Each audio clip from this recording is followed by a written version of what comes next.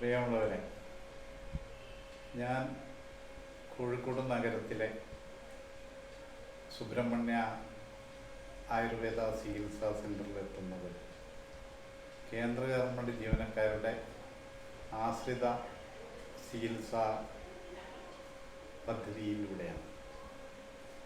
ഇവിടെ വന്നിട്ട് ഇന്ന് 21-ാം ദിവസമാണ്.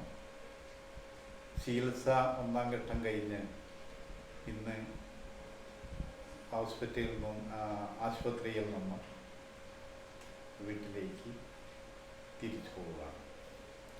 ഇവിടുത്തെ അനുഭവം വെച്ച് പറഞ്ഞാൽ, ഈ സ്ഥാപനത്തെക്കുറിച്ച് അറിയുന്നത് കേന്ദ്ര ഗവൺമെൻറ് ആനുകൂല്യം കിട്ടുന്ന കേരളത്തിലെ ആയുർവേദ സെൻ്ററുകളിൽ പ്രധാനമാണ് കോഴിക്കോട്ടെ സുബ്രഹ്മണ്യ ആയുർവേദ സെൻ്റർ എന്ന് മനസ്സിലാക്കിയാണ്.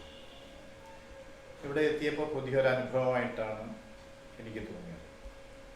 നല്ല ചികിത്സാ രീതിയും നല്ല അക്കോമഡേഷൻ, അതുപോലെ തന്നെ ഇവിടെ തന്നെ വൈദ്യശാലയിൽ ഉൽപ്പാദിപ്പിക്കുന്ന നല്ല മരുന്നുകളും, അതുപോലെ തന്നെ പ്രധാനമായിട്ടും എന്നെ ചികിത്സിച്ച ഡോക്ടർ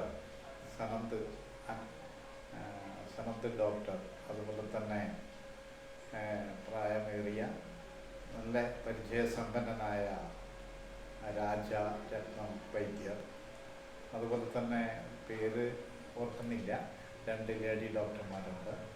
അവരോട് അവരും ഒക്കെ ആയിട്ടുള്ള ചികിത്സാ രീതിയിൽ വളരെ നല്ല ഒരു ഇടപെടലായിട്ടാണ് എനിക്ക് സ്വയം തോന്നിയത്.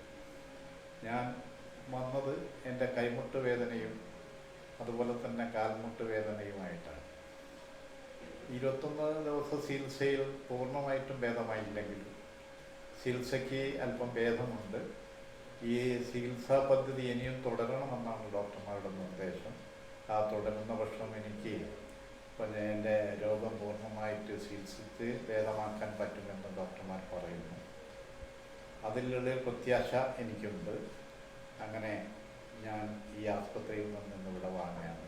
നിങ്ങളോട് ഇത് കേൾക്കുന്ന എൻ്റെ ഭാഷണം കേൾക്കുന്ന എല്ലാവരോടും പറയാനുള്ളത്, ഇവിടുത്തെ ചികിത്സാ രീതിയും പിന്നെ ഇടപെടലുകളും, അതുപോലെ തന്നെ ഭക്ഷണം ഒരുക്കിത്തരുന്ന ക്യാൻറ്റീനിലെ ജീവനക്കാർ, മറ്റെല്ലാ ഇവിടെ ആസ്പത്രിയിൽ ബന്ധപ്പെട്ട് പ്രവർത്തിക്കുന്ന എല്ലാ ജീവനക്കാരോടും എൻ്റെ ഉള്ളിലുള്ള സ്നേഹം അറിയിക്കുകയാണ്.